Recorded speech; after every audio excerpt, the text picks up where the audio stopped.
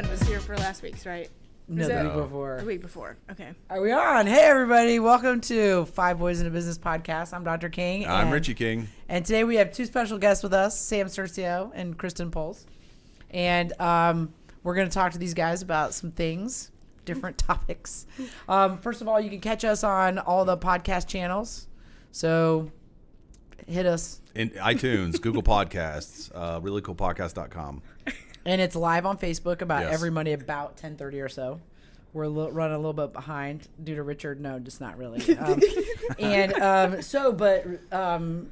Monday around 10:30 you can catch us live. So check out the merch store, which is ASVCmerch.com, where we've got some cool stuff that we'll show you at the end of the podcast, and let us know what new and exciting things. We've got the new winter stocking hats. Right, and they're very nice. So funny it's not winter right now. That's just so bizarre. Yeah. It's okay. Just have to wear those in 60-degree weather. Maybe if we just keep talking about them, we won't have winter. And then we're gonna get hammered. That's what usually happens. February is gonna happen. -10. Right. So so let me introduce Dr. Puls, and then you can introduce Sam. Sure. Does that sound good? Mm-hmm. So Dr. Puls earned her doctorate in veterinary medicine from Purdue in 2017 after earning her bachelor's degree from Colorado State University. She joined the team at ASVC in October of 2019. Dr. Puls enjoys the diversity of general practice and is awestruck by the impact that animals have on our lives. Her special interests include preventive care, soft tissue surgery, behavior, and end-of-life care. Dr. Puls is passionate about building relationships and enhancing the human-animal bond by partnering with families in the care of their pets.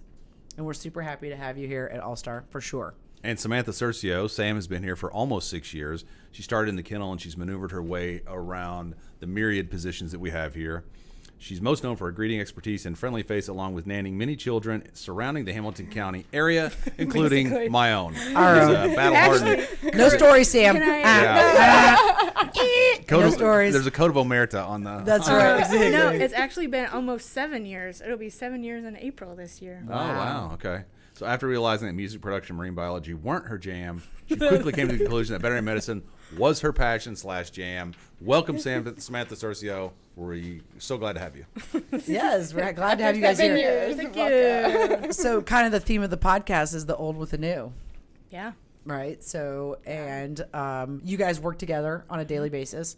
So you guys are a team along with, you have a member, a technician in the back as well, Josie. Yep. And so you guys kind of run your schedule and your appointments and stuff like that. So we thought it'd be fun to have both of you on at the same time. Right. And I also kind of volunteered her, which was Totally voluntold. That's Right.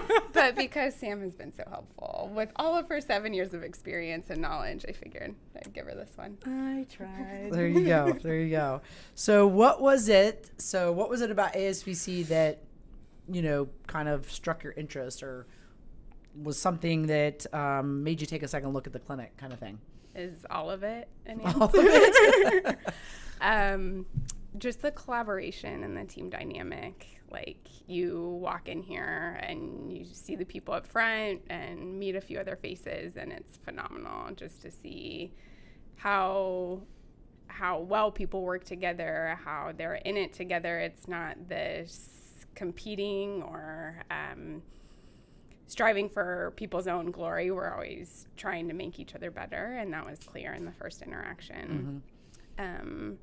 The way that the clinic is managed is also phenomenal. Shout out to you guys. Thanks. Just really Ongoing intentional work. and visionary, and Yeah. those are the two big things. That's an interesting word, intentional, because that is true. That's it. It requires.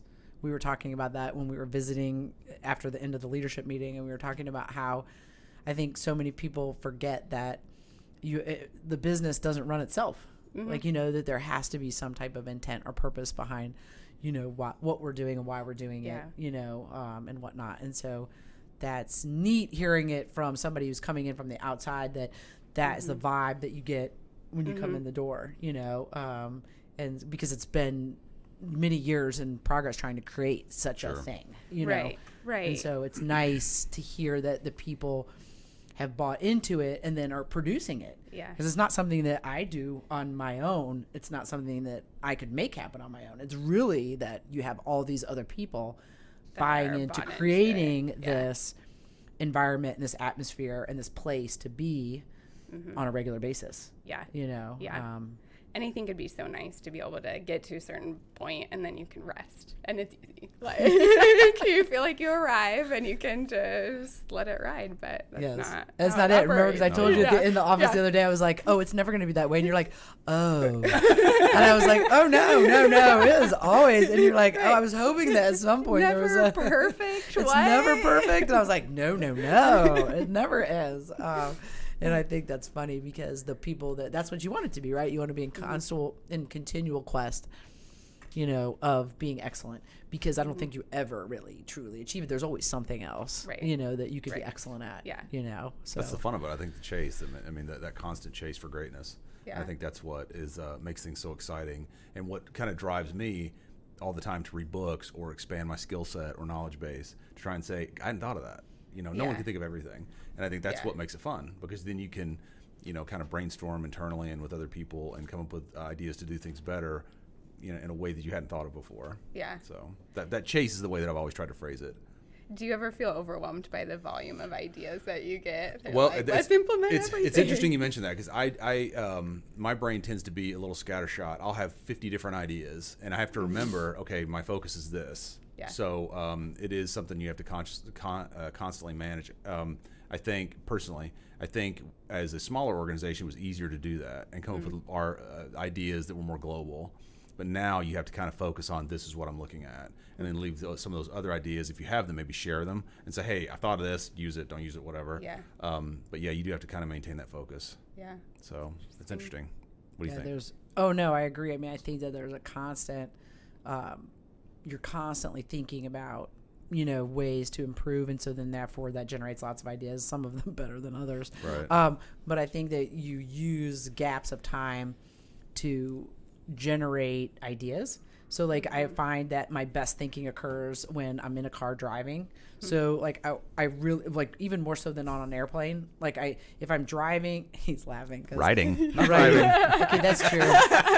Let's be honest here. I'm a passenger. When my name is James, and I have a chauffeur's hat. And I have to, and then of course I'm in control of the music as well. He pretty much is a chauffeur. Your function is right. But it is really, that is really when I can really generate ideas and concepts, and, you know, because you just have enough time to cycle through like the concept, and then you can flush out like how it might look, and then what are the potential pitfalls. Okay, no, I can't. That's not even something. We need to let that go, you know. And so you have enough time to go through those processes of thinking of ideas. And so I find that when I don't have those opportunities to do that, that's when you get stuck, or you get and it's like, oh my god, like, you know, you're so much more like, when you can get that out of your brain periodically throughout a year or just over time, that it's easier to implement things and to generate ideas. And I'm not explaining it very well. I think it makes sense, and you kind of have to build in that time, to be able to do that. Yeah. So they talk about that. A lot of executives I've read things, and they'll say that kind of downtime is important to let my kind of subconscious kind of flow. That's where things kind of flesh out, whereas in the conscious mind, it's always right in front of you all the time. That downtime, like you're talking about, let your mind kind of sink and just say, okay, you know, and things pop up. Stephen Pressfield talks about that, the muse. He talks about things, the creativity and where it comes from, and you have to have that downtime. He talks about symphonies. It's like they didn't consciously do it; came from somewhere. Their creativity. You have to give your brain time to let that creativity kind of flesh itself out. So, to your point, the downtime is important. That's really neat. Cheers to more downtime. Cheers to more downtime. Something that does not exist. Sam, what do you like most about working at ASVC? What are some things that? Oh man. After having been here so long and running through the different positions, you know, I mean. Right. I definitely like being a room person. Of all the positions that I've had, I feel like I get the most like employee satisfaction as a room person. But there are some times where like I miss certain boarding pets, not necessarily boarding in general. Boarding function. Those early morning Saturdays and Sundays, getting here at 7 a.m. and you have, especially like on the holidays and stuff when we were like super packed, like coming in and you're just like, I need to I need to shut down all of these barking dogs in my brain right now before I lose my mind. Because it's like my brain is literally going to come out of my ears. But I like all the personal relationships that I've built with my coworkers, with you guys, like having to even go outside of the clinic, that I babysit your children. I've taken care of Caleb Biddle's children. I've literally babysat all of your nieces and nephews minus Abby because he's too old for a babysitter. Right. But I've had Ruthie, so having that opportunity, pet sitting opportunities, and getting to know clients outside of the building versus knowing them just here. Even that stuff too. There's a lot that I like about being here after so long, but I definitely feel that in my room person position right now that I have grown more than my other positions. I mean, greeting, I learned a lot in greeting too, especially kind of having to be, I'm literally the first person that somebody sees when they walk in the door. So that helped me with my organizational stuff, because like I had my notebooks and stuff up front that just, I kept track of everything and everybody. And now I'm in charge of somebody else's cases versus just putting them in a room and then they're not my problem. I shouldn't say not my problem, but they're not... Like, I pass them off to somebody else. I just pass them on, and then I get the door when they leave, and then move on to my next person, take care of them, and then pass them off to somebody else. Where then I'm now I'm the next step after that. I was the first step, now I'm step number 2. So just making sure that I still apply like the greeting aspects, but now in the room versus just being up front. Right. So, yeah. Well, it's amazing the difference, and I don't know where the concept came from of opening the door. Do you remember where we came up with that concept? I think we were talking about, and I could be wrong with this, I think we were talking about client touches and trying to add value in ways that didn't cost any money. And I think that we were just saying, what can we do, from a minute standpoint to make a big difference from a value add, Never did we dream that it would be as impactful as it was. Like, again, this was an idea that was generated just in your time, right. And it was, okay, this is going to be easy. It's not as easy as easy, but it's because it takes, you have to pay attention. You have to, be on it. You have to, but the result has been astonishing. But it's fascinating to me, though. You look at those small things. I'm a big Chick-fil-A fanboy, and I think of all the things they do right. And the my pleasure, I call it the my pleasure principle. They say that that's such a distinctive thing that they do that sets them apart from everybody else. They may say thank you, they may say yup or whatever, but they drill it into them. Their last verbal thing to the customer is my pleasure or whatever. Right. And that's a big deal. And I think it's along those lines. Right. The sense of the experience at Chick-fil-A is they are there to serve you. Yep. Right. You're not inconveniencing them. Nope. You're not doing any. They're there for you to make sure that you have a certain experience and that you get what you need and that you're taken care of. And so many times, I think in service-oriented industries, it's more a function of, you need me to do what? Now. Like, I need to, you know what I mean? And that's not, and I think that one concept is displayed in multiple facets throughout the clinic. But that underlying tone, or culture that's been woven into the daily happenings is apparent. I think that's what people feel when they come into the clinic, is that you're there to serve them. Right. Well, the way you serve them is, yes, you open the door. Yes, you talk to them. Yes, you find out what's going on in their life. Yes, you spend time with them, because that's maybe what that person needs on that day, versus another person who needs to get in and out. Right. What is it that, you're here to serve them? And I think that the clinic over time weeds out people that don't have a servant's heart, right? Because it just, you can't fake it. You can, I have the thing where I say that you can fake it for about, usually it's about 6 months. I can, those people that don't truly have a servant's heart really weed themselves out over 6 months, because it's emotionally tiring. If you really don't have a servant's heart, then if you're performing that way and you're being forced to perform that way, it gets tiring and emotionally tiring and then physically tiring. And so then they weed themselves out. And so I think as we've gotten better at hiring as well, the core group of people here, everyone here that's who they are. I agree. And that's why then you feel it when you come in the door. That's why when a client comes in and they're a new client and they send their new client survey and they say, from opening the door to da-da-da-da-da-da. Right. I mean, everybody is making an impact, and which allows the veterinarian to practice medicine the way that it should be practiced, Right. And so I think that's where the difference is.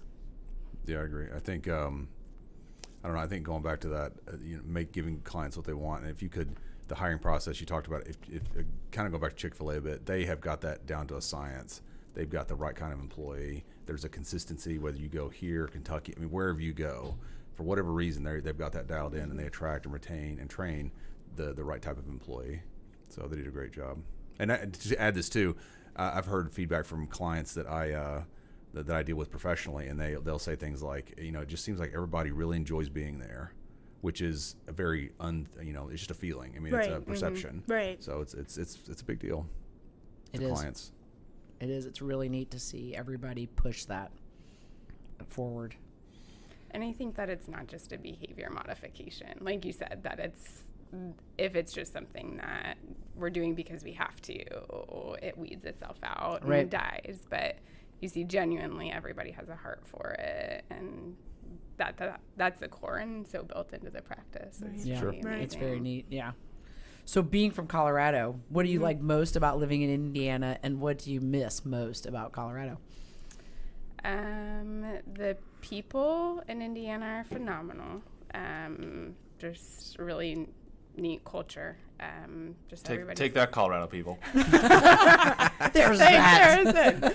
And the cost of living. Yes. Okay. So it's better than Colorado. Oh my gosh, it's insane in Well, Colorado. yeah, because when we were in Colorado, do you remember like when we were at? I think, and you can verify this, I think there's a huge demographic and population shift into Colorado. So from a demand standpoint, you have more demand than you have resources. So it's like that scarcity. So they're talking about real estate being ridiculous out there. It's insane. You can't. It's like almost like sort of like California. Maybe to a certain extent. Yeah. You have a house here would be, $400,000 is probably $1 million out there. Yeah, Oh, exactly. wow. Yeah, I have Yeah. so many friends who are in that season of life trying to buy a house. One, I think,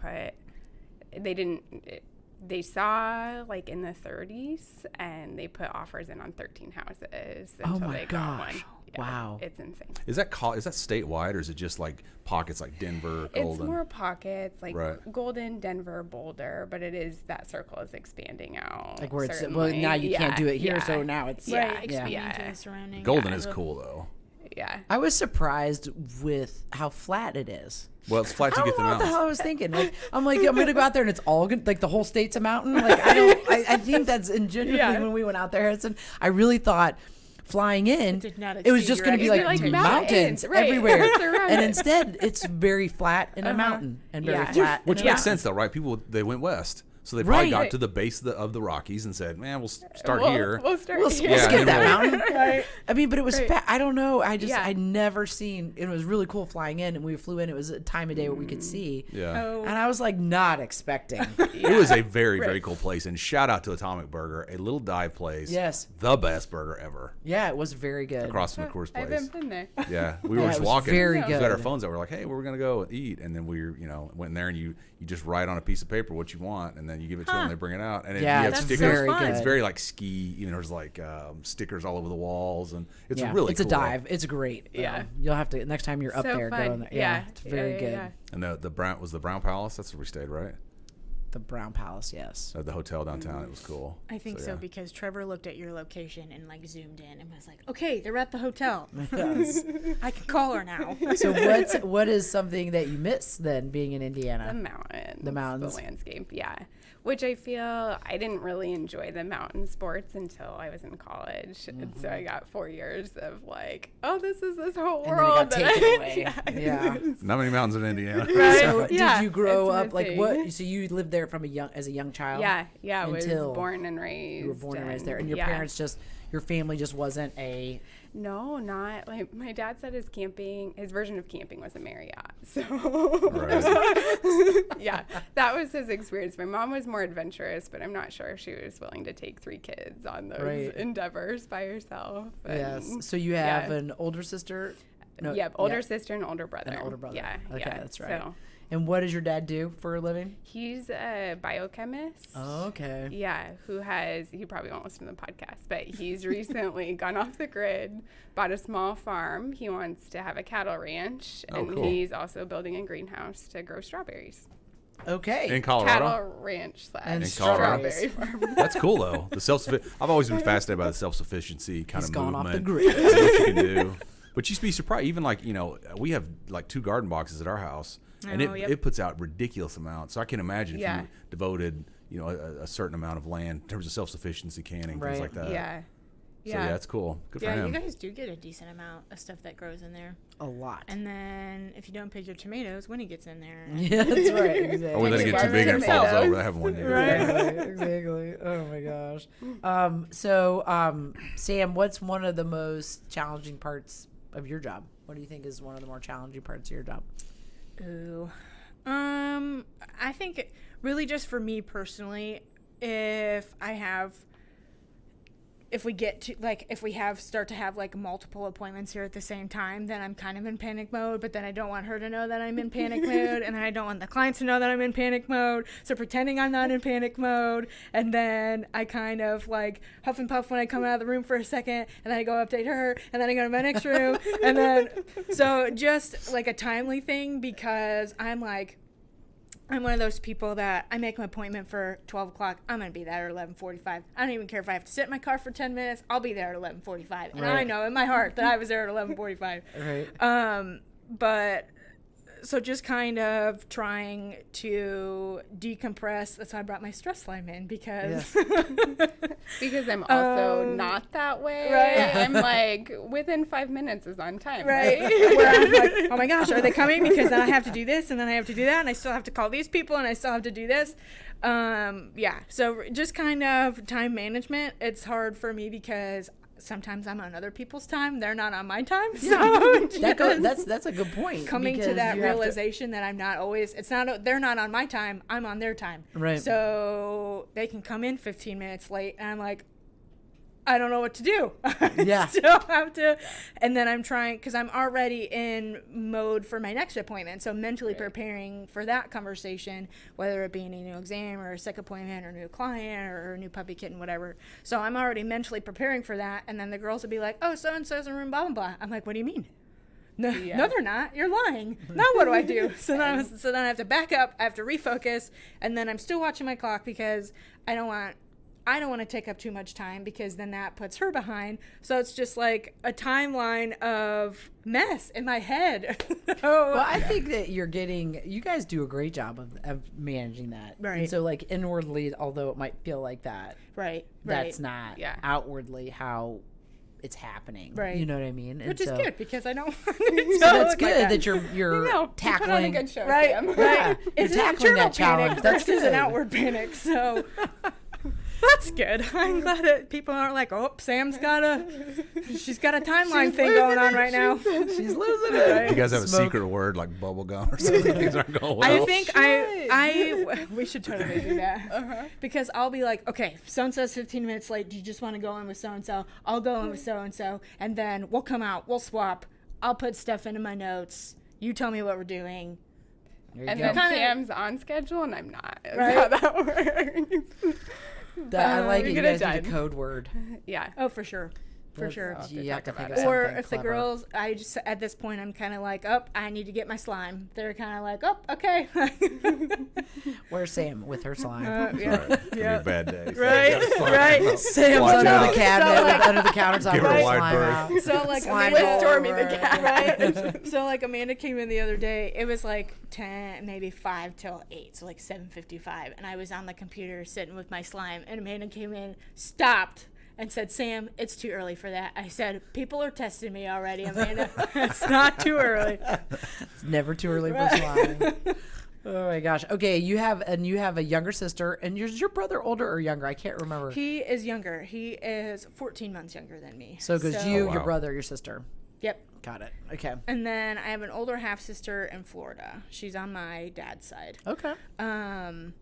Yes. So I am of us three 100% biological children. I'm the oldest of the three of us. But everybody always thinks that Nico's older because he's like a foot taller than me and he has a beard. So Makes him look old.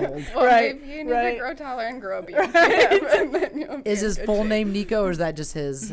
Oh, okay, that's cool. yeah. So everybody always asks like, oh, what's that a nickname for? And he was like, Nico. That's would my be- name. That's cool. Yeah. But then it has a super long middle name and then our last name. So which What's is his kinda super funny. long middle name? Alexander. Oh, okay. So it's just like this short NICO and then Alexander and then Cerceo. So Well, that sounds good though. That's It cool. does. Yeah. Like it. yeah, my mom said it's from a Steven Seagal movie. I don't know which one. Nico? Oh, Which God. one is it? Is it the one where he's on the ship? No, it's I'll an have to ask early her. one. They're really bad. Like Marked for Death or something. They're all Oh, bad. Marked for Death. I remember we were watching that. He had the long hair, and it was like. I think Nico is the guy. I Ponytail. think Nico, it was the one where it starts off in a bar and he goes rescues his niece or something from some drug dealer. And Nico's the guy that owns He was always the bar. savior, though. Steven Seagal was always the good Yeah. guy. That was the Yeah. savior. Harrison, you got a picture of Steven Seagal with his hair pulled back? If you ever want to laugh There you yourself go, silly, above the law. There you go, baby. If you Does he ever look want- like that? not anymore, he doesn't. No, not him. Nico. Oh, Oh. no. No. And we used to, at one point, I was the tallest one of the three of us. Nico got super tall like 6th grade. So we were always about the same height until 6th grade. And then he just like shot up. But when we were younger, people used to think that we were twins. Twins, yeah. And just because we look so similar. So when people tell me that Emily and I look the same, or we sound the same, or we do the same things, have the same mannerisms, I'm like, no, we don't. Like, Nico and I look like each other. Like, stop telling me that we look like each other. Right. But even, like, some of the girls that haven't met Emily, if she comes in for something, they'll be like, you look familiar. And that she'll be like, well, I'm Sam's sister. And they'll be like, oh my gosh, you guys look like twins. But she, like, feature-wise, she has dark hair. I have light hair. Complexion's totally opposite. I have a darker complexion. She's light as a ghost. Right. She'll be upset for that I said that, but it's fine. Like, total opposites. She's the genius. I'm mediocre. Like, Yeah, stop it. That's not true. but no, and like even like the subjects in school, like Nico and I are totally like, he is a fantastic writer. Like he really should look into like writing children's books or like even just like regular books. Like he just has such a way with words, and I can type out papers like nobody's business. And Emily's like, I've been sitting here for an hour and a half and I have 3 sentences and I have to write a 3-page paper. I don't know what I'm gonna do. But throw a calculus problem at her or a chemistry problem, she'll be like, why? Like the teacher's even doing it wrong. Like you should be doing, why are we doing this? It should be this way. And Nico, and I don't know about Nico so much, but I'm not a math and science brain. So like when clients are like, oh, you're in school, are you doing the vet thing? I'm like, no. Because I can't. I would love to, but it's over my brain's capacity of knowledge and information. Different giftings and skill That's sets. right. It's Exactly. not- It So is- before that, go Go ahead. ahead. babes. I was gonna say it is fascinating how people's brains are wired because I'm very quantitative, and when I was in grad school, specifically law school, there was an emphasis on writing, and I struggled so much because there was never an emphasis, whereas you had other people in our class that were sociology, philosophy, psych majors that had to write lots of papers, had that training over 4 years. Right, And I just all didn't the have it, time. so I did legal writing and didn't do well. Right. But it is a skill set you can build, but some Right. people just have that inherent, knack for it. So ability. it's interesting to draw that distinction. Right. Yep. No, So that's before Emily. the podcast, we were joking about the 2020, Goals. yeah, or whatever. Resolution. Thank you. Okay. So, do you guys for 2020 have any goals for 2020? Anything you're Personal, professional. personal, professional, anything you're trying to accomplish? Make it to the end. Yeah, basically. Really aiming high. At this point, yeah. No, I haven't really taken the time. I mean, like the super cliche, like, oh, I'd love to get in the gym, blah blah blah. Really, just training myself to set that time. It's so easy for me to be like, oh, I just don't have time, and then I don't worry about it. But I need to get better at that. So maybe not necessarily going to the gym. But I think over the years, my thing is I want to make 2020 more about doing things, seeing people, going places that make me happy. So like whether that's visiting a friend out of town on the weekends, or doing something fun with a relative, or doing something with my mom, or just going, like, shoot, I want to take the dogs to like one of the parks around here and just go hiking with the dogs for like an hour or something like that. So finding ways to add joy to your life. Right. Is your 2020 versus just objective. getting like stuck in a rut of just my daily routine. Because then come the weekend, I'm like, well, I don't want to do anything, because then I just worked all week and I did this on my day off, and now I just want to like veg out on the weekend. But I also, and then Sunday night comes around, I'm like, oh great, now I gotta get back. I gotta get up early on Monday again. So just not doing a benefit for myself and not getting stuck in that day, like weekly routine rut this year. And What about you, Puls? Adding more value. Yeah, so getting up early to walk the dogs and work out in the morning before work, because at nighttime it's not going to happen. I know. I always like when I wake up, I'm like, Yeah. okay, I can do when I come home. I'll Nope. do it then. I know. That doesn't happen. That's the last thing I want to do Yeah. when I get home. Yeah, It is super hard to wake up early. What time are you waking up right now? around 5:30. Yeah, man, so dang, that's early. Yeah, I can always tell how Emily's day went because the door will open, silence, and wham! the bags hit the floor. It's like, everything cool? like, you okay? But workout's probably not going to happen. Although I will say that the Peloton really makes it easy to work out. It does. 20, 30 minutes done versus having to like think about it. Yeah. So far, have you been sticking to it? Yes. Good job. Way to go. So far pretty good. This morning with our meeting, it kind of That puts a wrench in it. It's 7 o'clock. Now you just got to back you up to. No, 4:30. You're like 4:30. Nah, Yeah, it didn't happen. Yeah, exactly. This one's a simple one, but just waking up with alarm, like when it goes off. Just don't You snooze know, it. Mel Robbins. Mel Robbins. Yeah, I was 5, going 4, to say 3, 2, 5, 4, 1. 3, 2, Go. 1. Yeah, that's what 5 you're supposed second to rule. do. Is that's Yeah. called the 5-second rule. Have you ever heard of that? I haven't. No. It's she's got a whole thing on it. But It's call to action, basically. Yeah, it's call Gives to you- action. Gives you a person like you're accountable to yourself. So when you feel that, like Yeah. that alarm goes off, you go 5, 4, 3, 2, 1, and you get up. Yeah. You know, or if you have to make a decision, like I used it like once I read the book, and then I used the concept in my work. You know, so like, what am I going to do? I don't know if I should do this or if I should do that, or you know, do I call it this on the ultrasound? Do I do this? Do I that? Okay, 5, 4, 3, 2, 1. Make a decision. You know what I mean? Like, Yeah. boom. You know, decide something.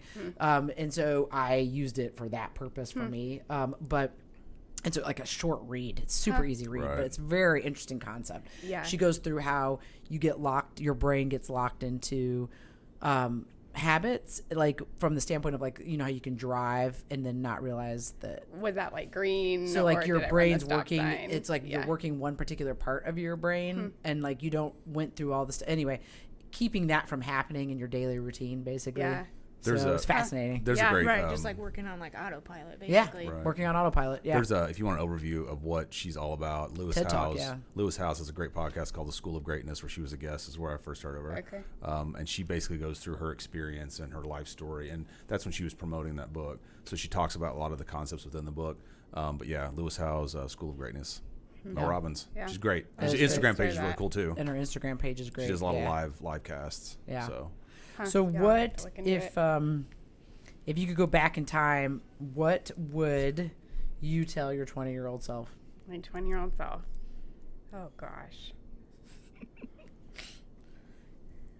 I think I would tell myself that it's okay to not be perfect, oh, that's good. There you go. which I still should tell myself. So, which is something I'm doing still today. Currently. As a matter of fact, I'm telling myself that right now. Yeah. And I think to live in the moment, like, just, you know, I'm not that old, but I realize how time is fleeting. Like, it just escapes your No kidding. grasp. Like, it's just, Yeah, it does. you know, you anticipate something like a vacation and it's gone. Like, and you're planning the next one as you're on the flight home from the one Yeah. you're on. And just life is short, and to enjoy things for what they are, not expect them to be anything more or less. And Right.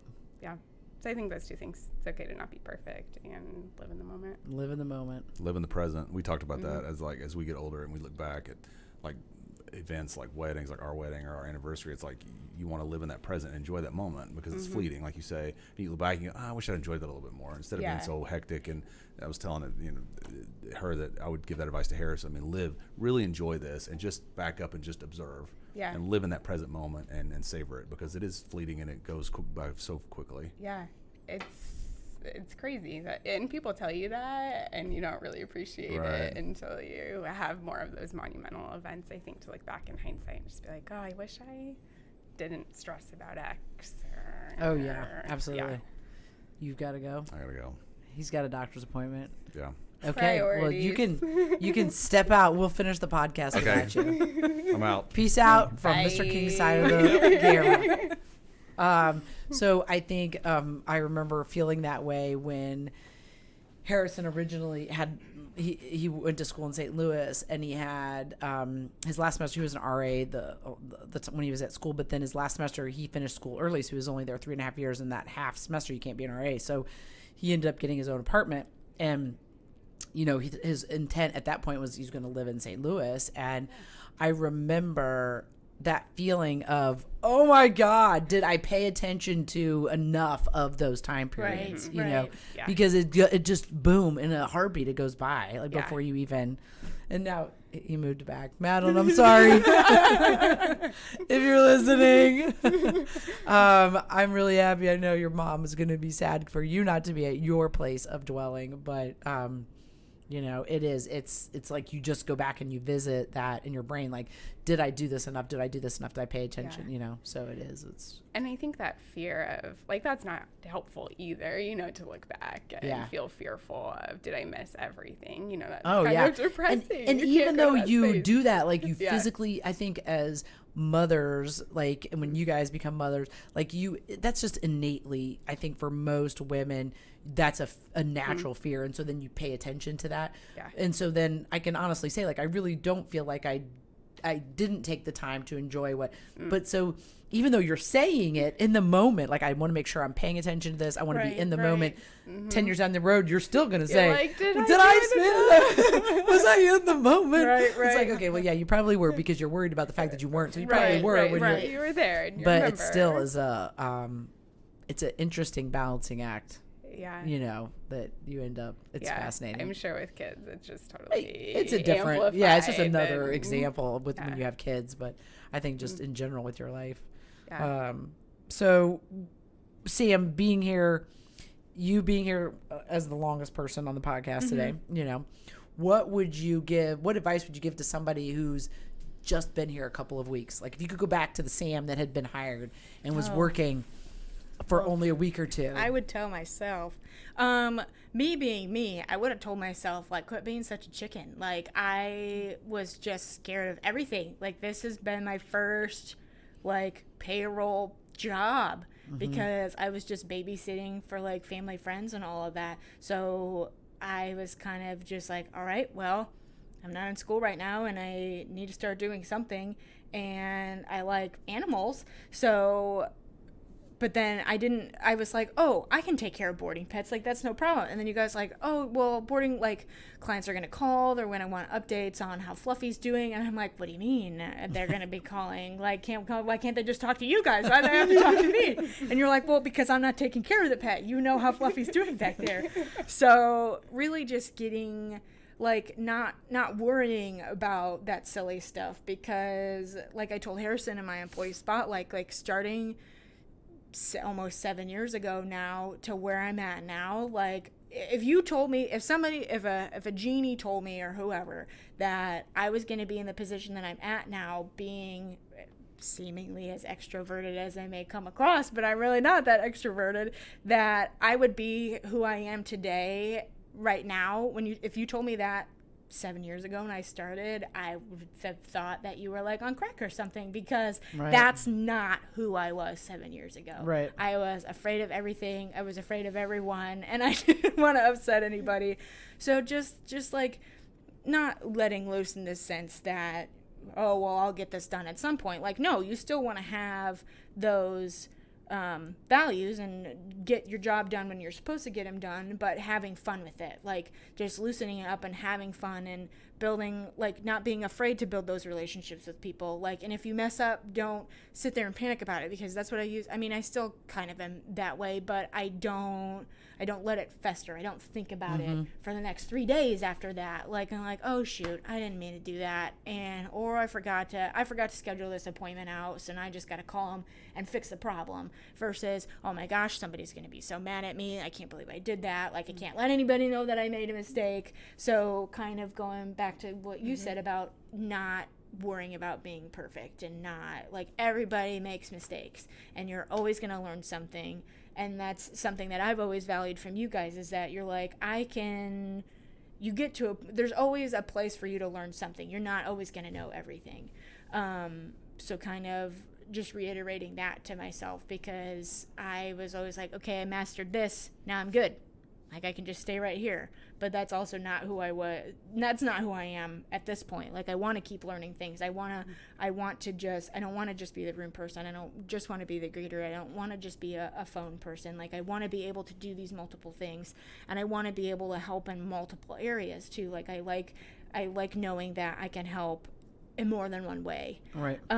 Where before, 7 years ago, I was like, nope, I'm just going to come back here and stay with these dogs and talk to the dogs all day and talk to the cats all day. And I don't want to talk to anybody else. And I don't, Right. I'm just taking care of them. Where now, like, if I don't, like, it's weird not being up front, and the only thing that I'm doing is seeing people, talking to people. And now I'm interacting more with the girls in the back and helping with treatments and stuff back there, where before I was like, nope, I'm just going to stick in my little bubble. I'm going to stay right here. I'm going to focus. I'm going to perfect everything in my bubble, and everything's going to be great, and I'm never going to leave my bubble. And just expanding your horizons, being open to expanding your horizons, really. So what is something that you guys take pride in each day? Like, what is something that you're prideful of each day? I think the relationships built, getting to know how the pet fits into the family, and how we can help that family steward that pet, or getting to know the parents and hear those stories about dogs stealing pizza off the table. Right, Right. Exactly. It's just a privilege. It's a gift to be able to do that and to be trusted with such a significant part of people's lives. Right. And I would say the same, and to go along with that I like the fact that with me being up front, I know I've gotten to know a lot of our clients, so to the point where, like, I see their car pull in and I already know who it is before they even get out of the car. Like, it's gotten to that point. Yeah. But, like, if I see them on the schedule, I can be like, hey, I know this client, I know this pet, A, B, C, D, E, F, G.